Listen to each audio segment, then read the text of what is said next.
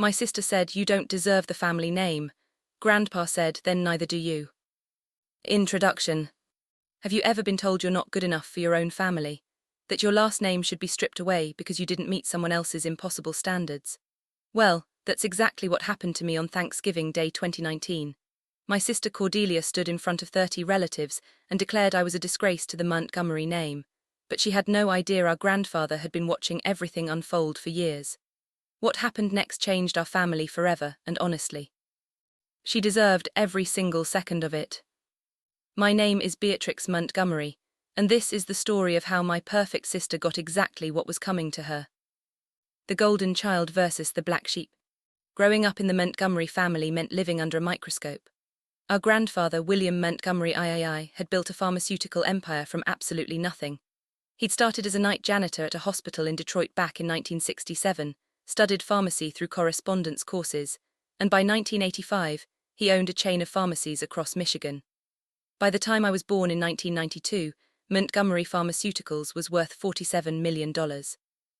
My sister Cordelia was born in 1988, 4 years before me. From the moment she could walk, she was groomed to be perfect. Piano lessons at 4, debutante balls at 16, Harvard for undergrad, Yale for her MBA. She married Preston Whitmore IV in a wedding that cost more than most people's houses, exactly $320,000, held at the Breakers in Newport, Rhode Island on June 15, 2013. Me, I was the artist, the dreamer, the disappointment. I went to Rhode Island School of Design and got my BFA in illustration. I lived in a tiny studio apartment in Brooklyn, freelanced for indie magazines, and made just enough to cover rent and art supplies. I didn't wear designer clothes. I didn't join the country club. I didn't marry a man with a Roman numeral after his name. And Cordelia never let me forget it. "When are you going to get a real job, Beatrix?" she'd ask at every family gathering, her voice dripping with false concern. Grandpa didn't build this family's legacy so you could draw pictures for vegan cookbooks. For years I took it, I smiled. I changed the subject. I told myself she was just stressed, just traditional, just looking out for me in her own twisted way. But on Thanksgiving 2019, everything changed. The Thanksgiving disaster. Our family always held Thanksgiving at Grandpa's estate in Greenwich, Connecticut. The house was a massive colonial revival with 8 bedrooms, a ballroom, and a dining room that could seat 40 people. That year we had 32 family members gathered around the table. Aunts, uncles, cousins, plus Cordelia's husband Preston and their 2 perfectly dressed children, Montgomery. Yes, they named their son after our last name and Arabella.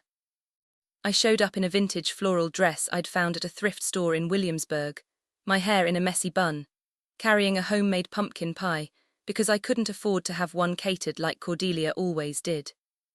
The moment I walked in, I felt her eyes on me. That judgmental scan from head to toe, the tiny curl of her lip. "Thrift store," she whispered as I passed. "How economical."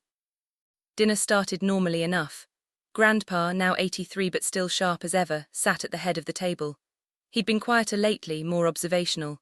I'd catch him watching Cordelia and me with this unreadable expression, but I never thought much of it. We were halfway through the main course when Cordelia cleared her throat, loudly. "Everyone, I have an announcement," she said, standing up and tapping her wine glass with a silver spoon. "Preston and I have some wonderful news to share." Preston stood beside her, his arm around her waist, both of them glowing with that insufferable couple smugness. "Preston has been offered a partnership at Whitmore and Associates," Cordelia announced. "And we're moving to London.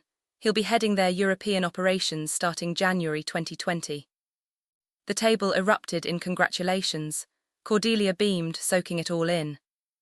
"Of course," she continued, "this means we'll need to uphold the Montgomery name on an international stage, which is why," she turned to look directly at me, "I think it's time we had an honest conversation about what this family stands for." My stomach dropped. "Beatrix," she said, my name sounding like an insult in her mouth.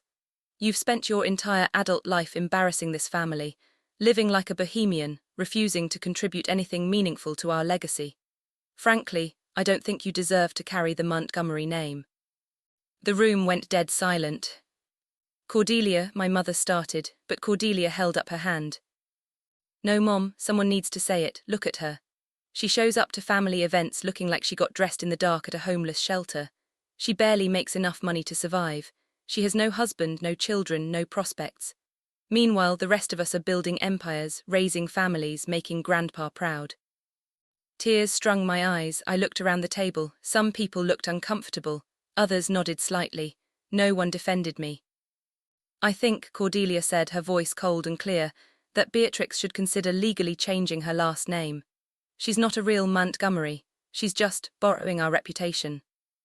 I couldn't breathe. I couldn't speak. I just sat there, frozen, as my sister systematically destroyed me in front of everyone I loved. Then I heard it. The sound of a chair scraping against the hardwood floor. Grandpa stood up. Grandpa's revelation. William Montgomery I wasn't a tall man, 5'8" on a good day, but when he stood up at that table he seemed to tower over everyone. His face was calm, but his eyes were ice. "Sit down, Cordelia," he said quietly. "Grandpa, I said sit down." She sat fast. Grandpa looked around the table, making eye contact with each person. "I've been sitting here for years, watching this family tear itself apart over money and status, and who married who and who went to which school. And I've been silent because I thought maybe you'd all figure it out on your own. But clearly I was wrong." He walked slowly toward Cordelia's end of the table. "You think Beatrix doesn't deserve the Montgomery name? Let me tell you something about that name. I built it from nothing, absolutely nothing. I was a janitor, Cordelia. I mopped floors and cleaned toilets while studying pharmacy textbooks at 2 in the morning. I didn't have a trust fund, I didn't have connections, I had a dream and a work ethic." Cordelia's face was turning red. "You know what I didn't have? A daughter who measured people's worth by their bank account and their wardrobe." "Grandpa, I didn't mean." "Yes, you did, you meant every word." He turned to address the whole table. "I've been doing some thinking lately, about my legacy, about what happens to Montgomery Pharmaceuticals when I'm gone, about who deserves to inherit what I built." Oh God, this was it. He was writing me out of the will. Cordelia had finally won. "So I made some changes," Grandpa continued. 3 months ago, I revised my will and the structure of the company.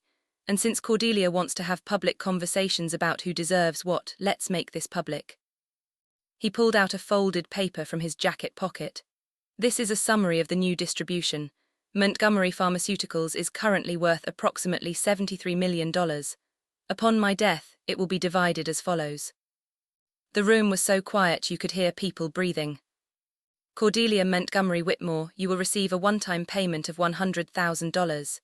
No shares in the company, no board seat, no trust fund for your children." Cordelia's mouth fell open. "What?" "Beatrix Montgomery, you will receive 51% controlling shares in Montgomery Pharmaceuticals, my estate in Greenwich, and the entirety of my personal investment portfolio, currently valued at approximately $12 million. I actually gasped out loud, so did half the table. "The remaining shares will be distributed among family members who have shown actual kindness and integrity over the years." He rattled off a list of cousins and one of my aunts. Cordelia stood up so fast her chair fell over. "This is insane. Grandpa, you can't be serious. I've done everything right. I married well, I had children, I built a life that honors this family." "No," Grandpa said calmly. "You built a life that honors money and status. There's a difference. But Beatrix is nobody. She's a starving artist who can't even afford decent clothes." "Beatrix," Grandpa said, and his voice softened, "has called me every single Sunday for the past 12 years. Not because she wanted money, just to talk, to ask about my week, to tell me about the mural she was painting or the cat she rescued or the soup kitchen where she volunteers every Saturday morning." I had no idea he'd noticed. I'd just called because I loved him, because he was my grandpa. "Beatrix sent me cards on holidays I didn't even know existed. She painted me a portrait of my late wife from an old photograph, spent 3 months on it, and refused to let me pay her. She's visited me in the hospital every single time I've been admitted, 4 times in the past 6 years, and sat with me reading old Reader's Digest articles because she knew they made me laugh." Tears were streaming down my face. "Cordelia, you know what you've sent me in 12 years? A corporate Christmas card with a family photo and a printed signature. You visit once, maybe twice a year, and spend the whole time talking about Preston's job or your children's achievements or asking me for investment advice. That's not fair. What's not fair, Grandpa said, his voice rising for the first time, is that you just told your sister she doesn't deserve her own name because she chose kindness over wealth. So let me make this very clear. If Beatrix doesn't deserve the Montgomery name, then neither do you. The silence that followed was deafening. The aftermath. Cordelia and Preston left immediately. She was screaming about lawyers and lawsuits and undue influence. Preston kept saying, "Let's discuss this calmly," while practically dragging her to the car. Their children looked confused and scared. The rest of the family sat in stunned silence for about 30 seconds before everyone started talking at once. Some people were angry, some were celebrating, some just looked shell-shocked. My mother came over and hugged me, crying.